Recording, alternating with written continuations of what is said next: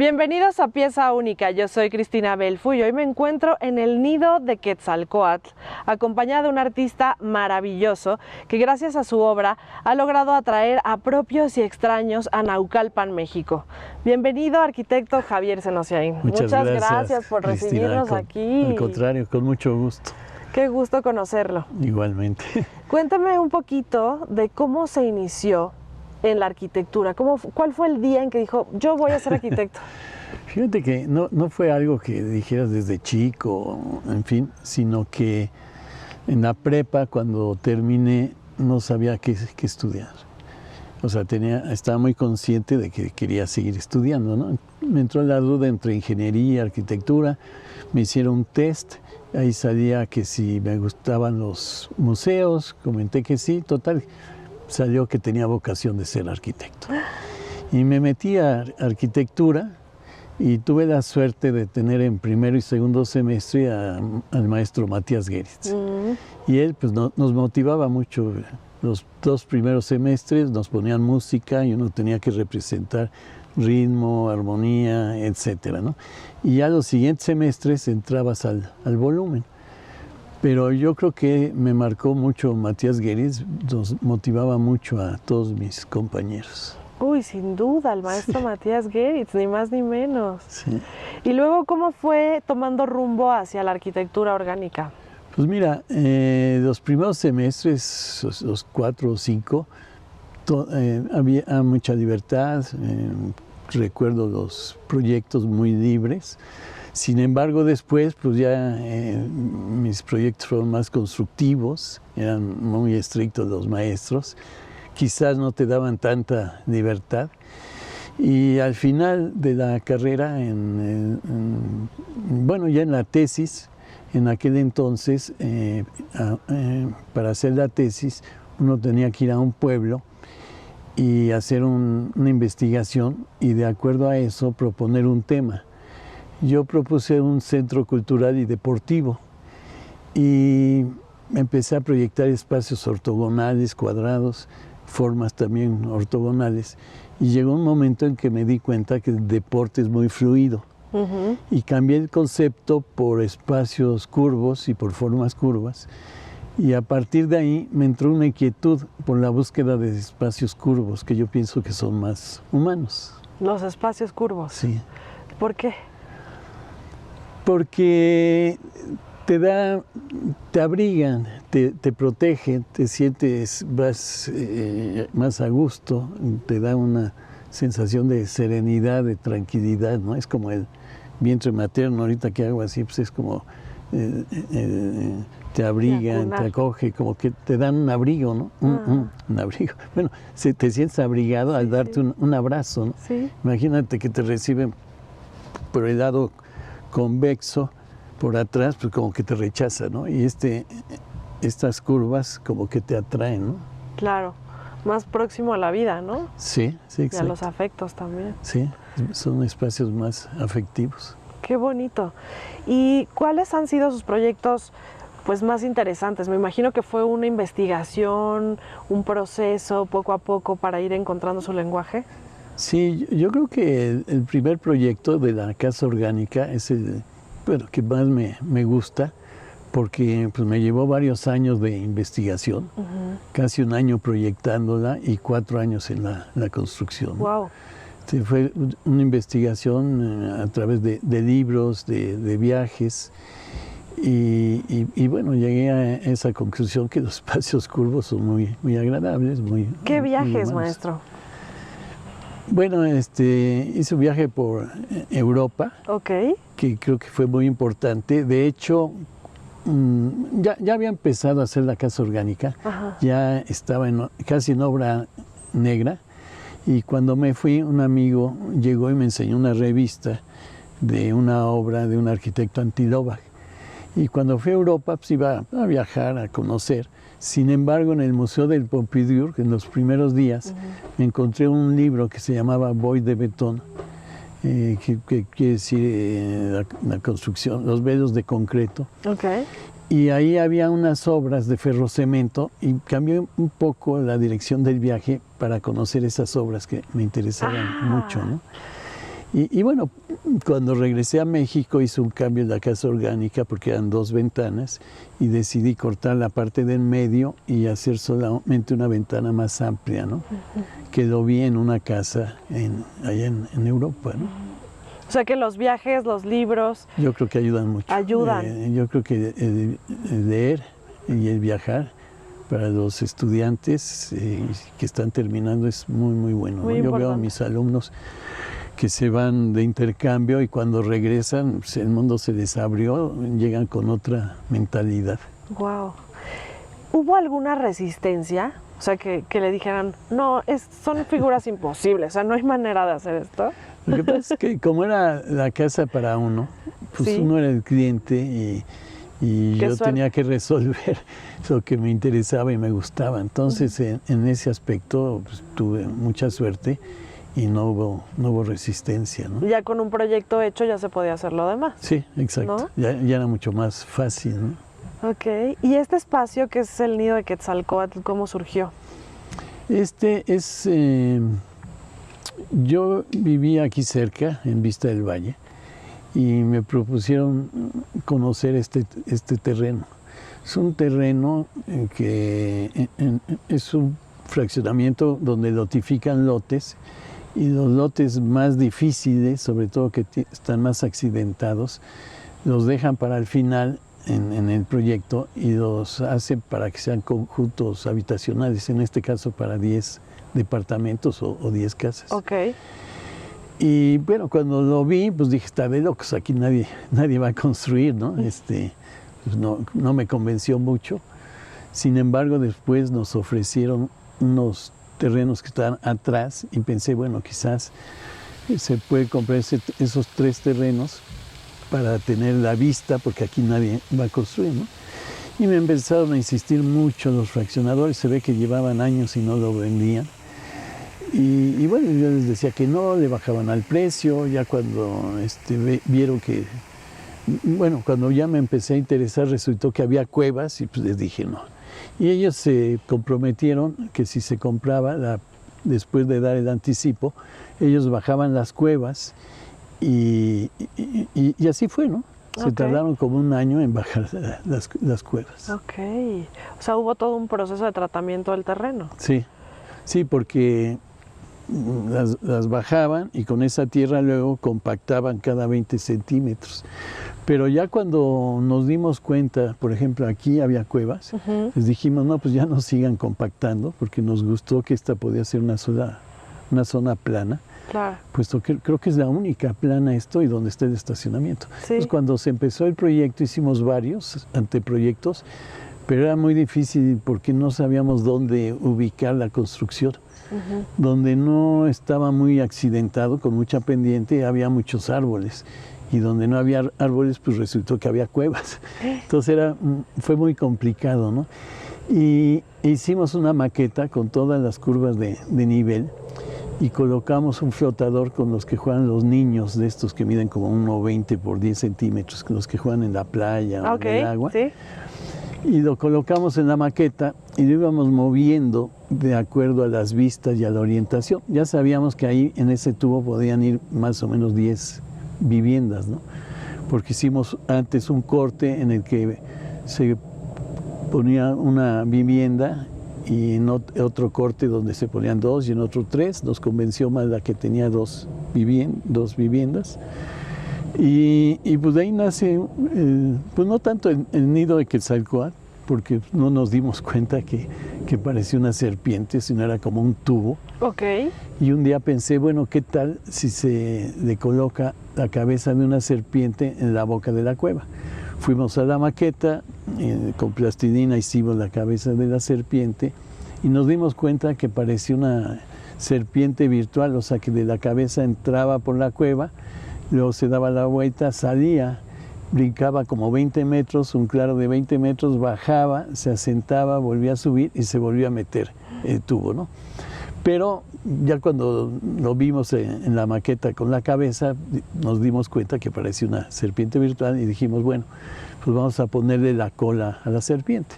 Y junto al estacionamiento, en la entrada, se colocó el crótalo con el depósito de agua arriba, como si fuera el cascabel, abajo el espacio del conserje, más abajo el cuarto de máquinas y 10 bodeguitas, una para cada departamento.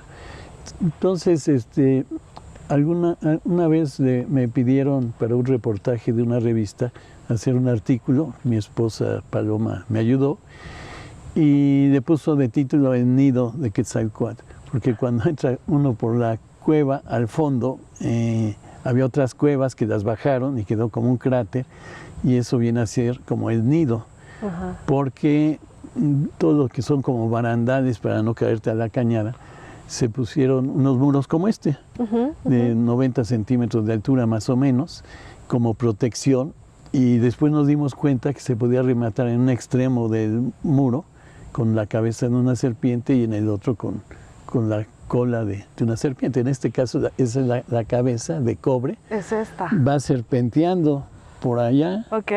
Y luego aquí al fondo se ve la cola de la serpiente, la roja. La veo. De ahí sale el agua. Es un espejo de agua que recircula, que es la parte final de la planta, del proceso de la planta de tratamiento, ¿no? ¿Y estas formas suceden en su cabeza, maestro? Pues más o menos, ¿Sí? se va dando poco a poco. ¿Qué? No es tanto que sea así una fantasía y la imaginación y cosas de esas. Yo creo que lo que manda mucho es el terreno, ¿no? El análisis del sitio es fundamental. Por ejemplo, esto que comento, bueno, pues ahí era como una colindancia, iba serpenteando para hacer el barandal y no caerse. Y luego, bueno, pues llegaba cerca del espejo de agua y dijimos, bueno, pues vamos a ponerle la cola ahí, ¿no? Pero lo que nos va guiando sobre todo es el terreno, ¿no? O sea que el proceso creativo es sobre la marcha un poco. Así es. Yo creo que el 80% se da en el terreno, en el sitio, y el 20% en el despacho, ¿no? Y generalmente es al revés, ¿no?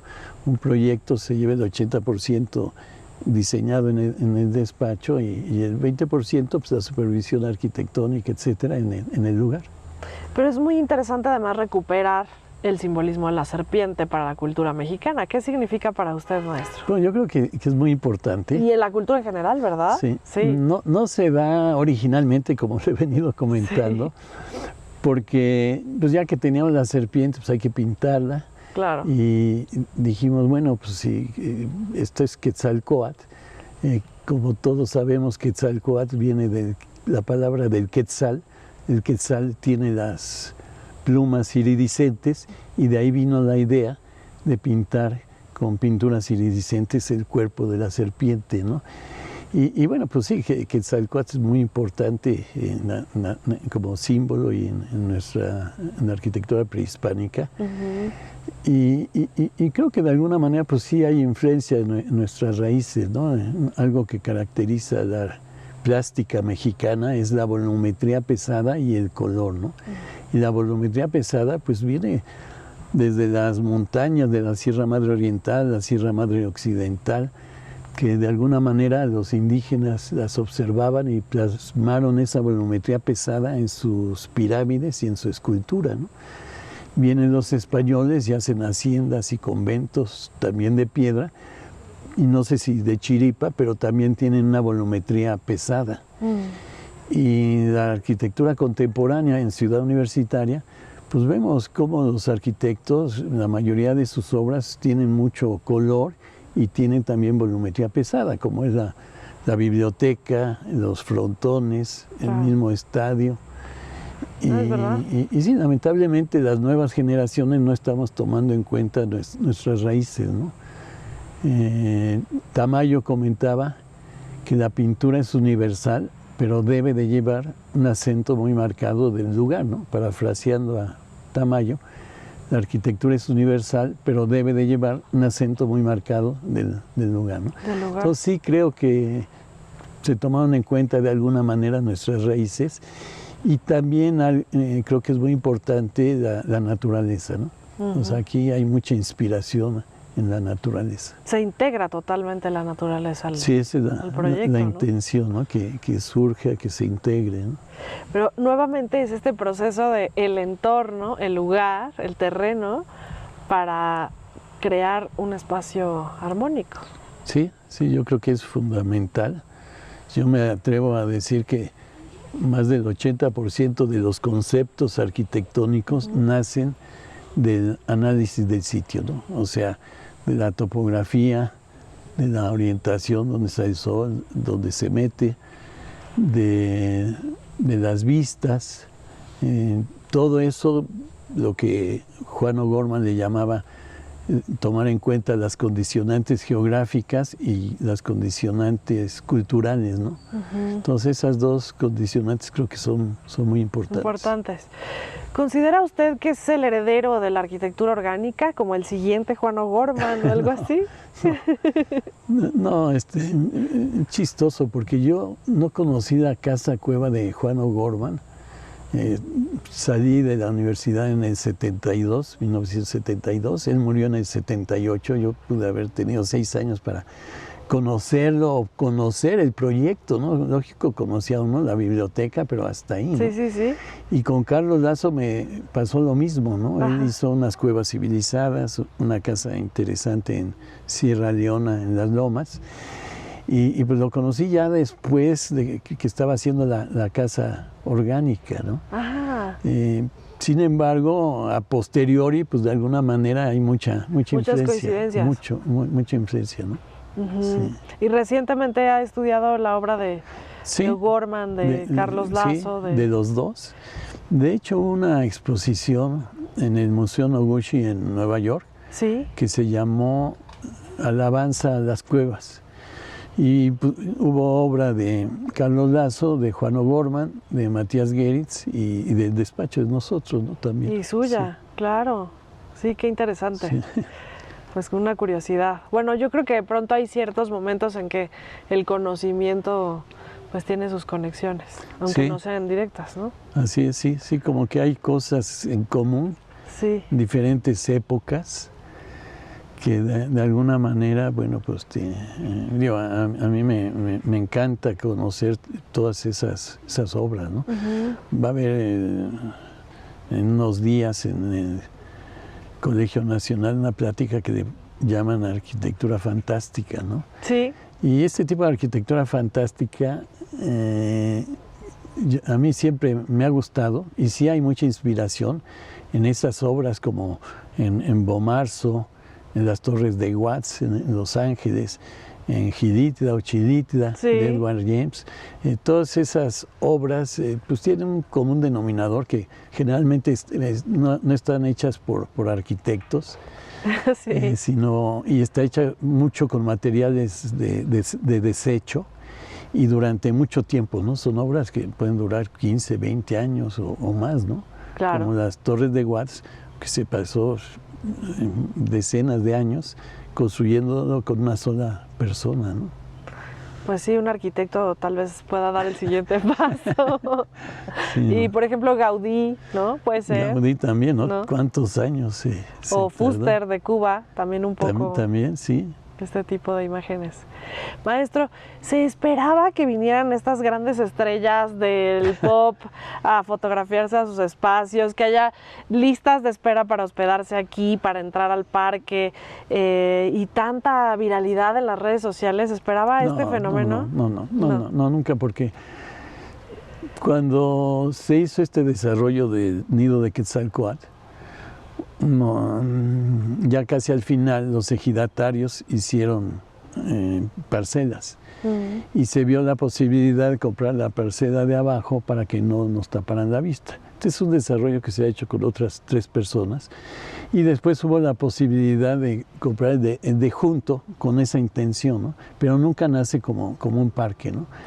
Sino que se empezaron a hacer jardines, se fue dando y durante 20 años pues se fueron comprando algunas parcelas y pues tuvimos la suerte de que hay una entrada por una carretera que va, de Chamapa, de Lechería a Chamapa, y como a la mitad hay una salida para una carretera de los Panteones, y de ahí la idea es entrar al parque de Quetzalcóatl.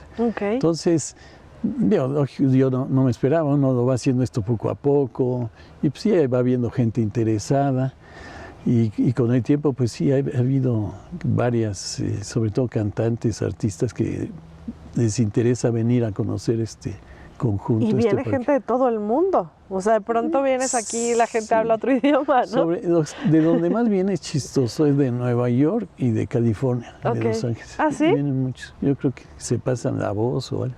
Ya. Sí. Y entonces el proyecto es que se abra al público o va a continuar con citas medio privadas. No nos han dado los permisos. La idea es, el objetivo es que sea un parque privado y que se abra al público dentro de unos años y que con las entradas se pague el mantenimiento, la restauración y la operación, ¿no? del parque. Sí, me imagino que es muy alto el mantenimiento de un lugar tan bello como este.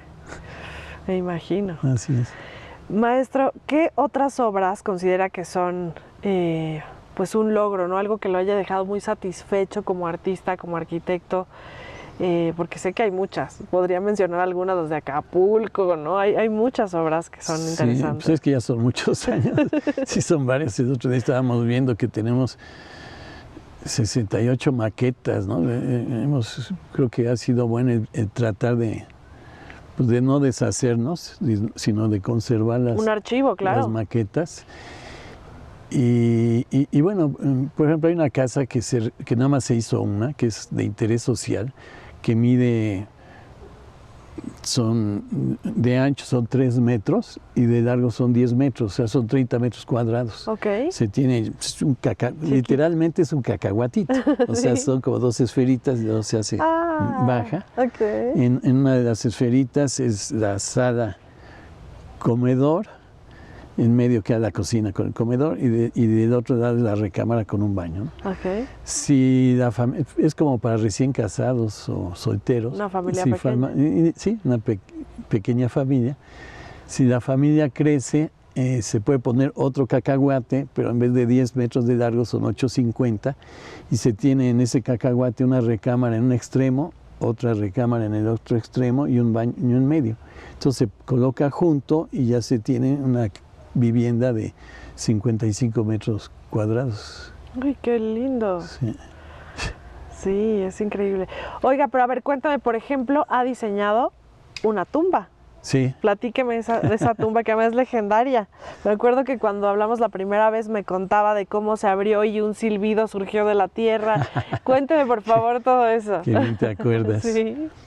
Sí, a mí me pidieron, fue cuando cumplió, creo que 50 años de compositor, José Alfredo Jiménez, o 25, ya ni me acuerdo.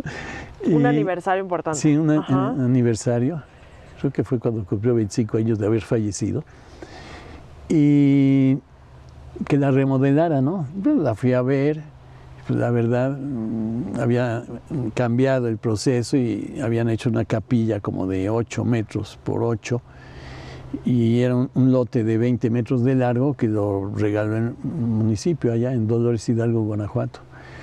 Y bueno, cuando lo vi, pues la verdad no me gustó, un estilo grecolatino bastante feito, y dije, pues que le remodelo a esto, ¿no? Entonces propuse una nueva tumba y básicamente quedó, después de hacer varios anteproyectos, con dos partes, ¿no? Lo que es un sombrero charro y el zarape de Saltillo, que es algo muy característico de la vestimenta de José Alfredo Jiménez.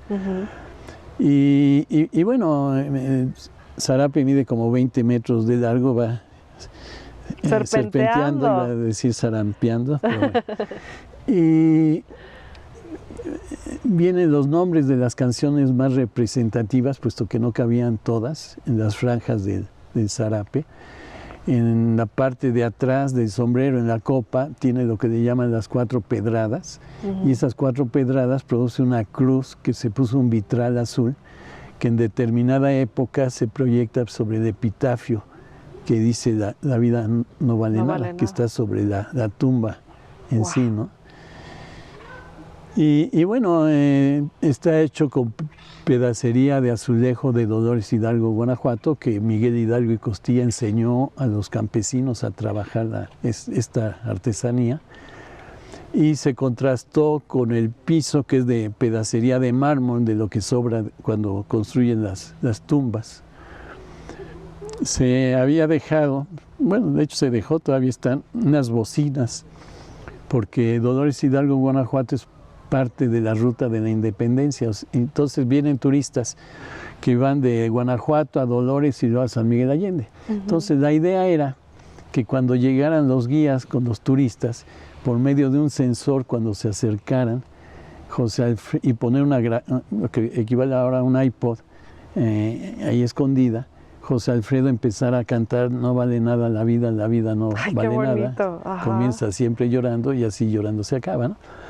Pero a la mera hora a su hija no le convenció, dijo que era una falta de respeto al cementerio y ya no se hizo, ¿no? Okay. Quizás el día de mañana se retome esa idea, porque ya es completo, ¿no? Toda una experiencia con todos los sentidos. Que entrar ahí. Y un homenaje también. Sí. ¿Y cómo fue esto de que cuando abrieron, platícame? Sí, por favor. Bueno, una casualidad. Tal vez. Nosotros íbamos a supervisar la tumba. Me acuerdo que nos levantábamos temprano porque con los muchachos pues se tenía que ir tempranito, tomaban tamales y vámonos al panteón. Y ya cuando estaban haciendo la cimentación, que es la tumba, o sea, lo que es el sombrero. El sombrero, abajo queda como la quijada de José Alfredo. Cuando hicimos la maqueta, viendo de perfil, nos dimos cuenta que parecía que estaba abajo del sombrero, bueno, está la tumba y parecía como si estuviera cantando, ¿no? Entonces ahí quedó la cimentación de la tumba y del sombrero, que va inclinado. Y pues yo tenía miedo porque sabíamos que el ataúd estaba abajo, ¿no? Y pues se estaba excavando y con el pico, pues, la verdad tenía miedo que le llegaran al ataúd o algo, ¿no? Y de repente meten el pico y se oye así como un sonido y salió como aire, ¿no? Y dije, machín, ya le llegamos al ataúd, ¿no? Pero no, ya los panteoneros nos comentaron que pues, cuando entierran quedan unas como burbujas de aire caliente y que eso es lo que pasó. Lo que sonó. Sí. ¡Qué susto! ¿Qué dijeron todos? Todo el mundo se asustó porque sabíamos que por ahí estaba ya. Es un gran personaje, ¿no? ¿Qué significa José Alfredo en su vida, maestro? Bueno, pues me encantan las canciones. Me he metido demasiado porque Paloma es mi esposa y pues está muy metida y apoya mucho y promueve a su papá, ¿no? Lo promueve mucho. Sí, bueno, pues es que uno de los grandes emblemas de la cultura nacional, yo creo. Sí, qué interesante y qué privilegio poder hacer esta pieza tan emblemática, porque además también podemos ver la firma de Senociaín en esa escultura, diría yo, esa escultura arquitectónica. Sí, es la pues de alguna manera Alfredo. Tiene más o menos el estilo, ¿no? Sí, las curvas, los colores. Sí, ¿no? es chistoso porque en la arquitectura orgánica sí. cada obra generalmente es muy diferente a otra. A otra. Sí, es difícil que se parezca una a otra, ¿no? A lo mejor el estilo sí se nota, pero son muy diferentes. Es lógico, son necesidades diferentes y generalmente por eso lo que son funciones diferentes, espacios diferentes, estructuras diferentes y formas diferentes. Claro. No es como las personas. O sea, somos diferentes, por lo tanto nuestra epidermis, nuestra fachada son diferentes, nuestro interior, la fisiología, el funcionamiento también es diferente y la estructura pues también, ¿no? Sin duda. Eso, pero perdón, lo relaciono mucho con la arquitectura. Claro, eso está interesantísimo. Pero creo que la diferencia entre un arquitecto normal, ¿no? Que sí tiene como líneas artísticas, creativas y demás, y un arquitecto artista o de firma, es que puedes reconocerlo en sus obras. ¿Quieres decir que sea normal? Sí, no, que usted es un artista. Eso quiero decir. O sea, que además de ser arquitecto, hay un desarrollo de un trabajo y un cuerpo de obra de un artista.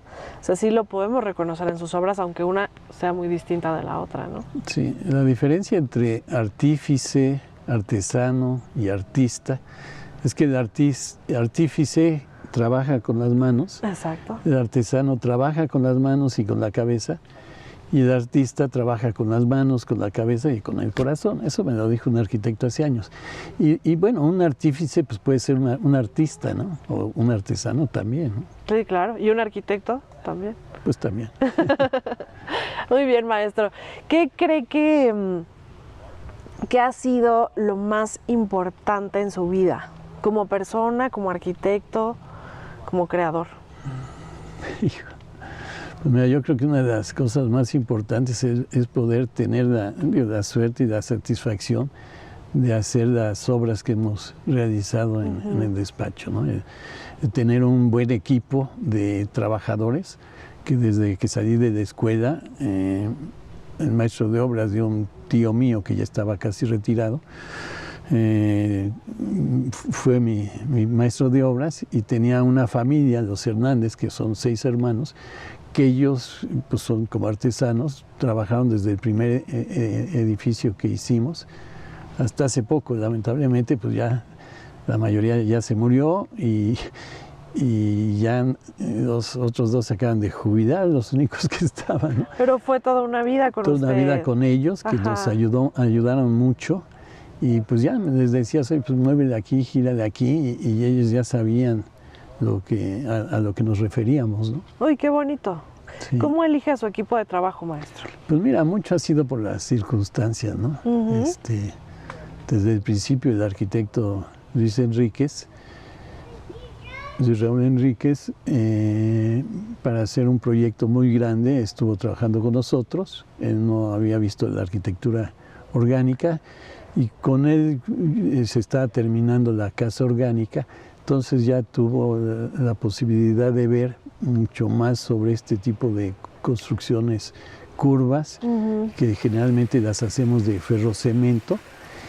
Y bueno, algunos alumnos míos que entraron a trabajar, algunos que eran hijos de un carpintero, 2 o 3, pero pues ha sido de diferentes aspectos. Como circunstancial. Sí. Eso está interesante. ¿Cree que hay una forma de conservar la obra, digamos, teóricamente? O sea, tiene, además de este equipo de personas que lo hace físicamente, alguien que lo estudie usted, que lo escuche, que conserve su trabajo intelectual. Pues mira, de alguna manera llevo muchos años dando clases. Muy bien. Y una de las materias es selectiva, que se llama bioarquitectura, y hablo solamente de esta arquitectura orgánica, ¿no? Que de alguna manera, pues ellos, yo espero que les guste y lo capten, ¿no? Claro. Y por ahí se canaliza parte de la arquitectura orgánica. Se hizo un libro que se llama Bioarquitectura, que nos tardamos un buen rato también. Cuando estábamos construyendo la casa orgánica, pues me di cuenta que teníamos muchos libros. Los retomé, los subrayaba y al final de cuentas así se hizo, no sé si estuvo bien o mal, pero se hicieron copias fotostáticas y se hicieron 12 carpetas. Ok. Esas 12 carpetas, 4 quedaron como subcapítulos de la naturaleza, la función, el espacio, la estructura y la forma, que yo pienso actualmente que son como los 4 pilares de la arquitectura. Ok. Y que la función, la naturaleza. Dentro de la naturaleza está la función, el espacio, la estructura y la forma. Wow. Eso lo podría sintetizar en el molusco. El molusco pues tiene su cuerpo blando, pequeño, y tiene cierta fisiología que equivale al funcionamiento, y con su baba y excremento como materiales va moldeando su concha, que es su casa y la lleva a todos lados. Pero la concha delimita el espacio, o sea, primero la fisiología del molusco delimita el espacio con la concha, y la concha es su estructura, y en el exterior el reflejo de la estructura es la forma. Ok, qué interesante. Sí. Oiga, y ahora que me mencionaba la casa cueva de Juan O'Gorman, ¿sí se aventaría el proyecto de reconstruirla? Que sé que hizo la maqueta, ¿no? Divina. Yo creo que es muy difícil que esa casa se restaure sería lo ideal, ¿no? Sería muy bueno. Yo sí lo pensé en algún tiempo. Sí. Sin embargo, actualmente pues ya no tenemos casi gente preparada, pero sí se puede restaurar. Creo que sí se puede posible. Sí, sí, sí. Sí, reconstruirla o restaurarla. Sí. No restaurarla porque pues, ahí siguen los murales abajo del aplanado, ¿no? Ok. Yo creo que han sido críticas muy injustas para Géder Escobedo. En aquella época era otra cosa, tendríamos que ponernos en su lugar en el tiempo, claro, etcétera, ¿no? Claro. Sí. Pues ojalá, sería increíble. Y no habría otro arquitecto más que usted para poderlo hacer. No, sí. Lamentablemente ya murió Jiménez. Sí. Que restauró la casa de Diego Rivera sí. y la de sus papás, y yo pensaba que sería el indicado, ¿no? Sí, pues bueno, vamos a ver qué pasa con esa historia que continúa, ¿no? Porque no se ha olvidado, está ahí en el imaginario colectivo esa casa. Sí.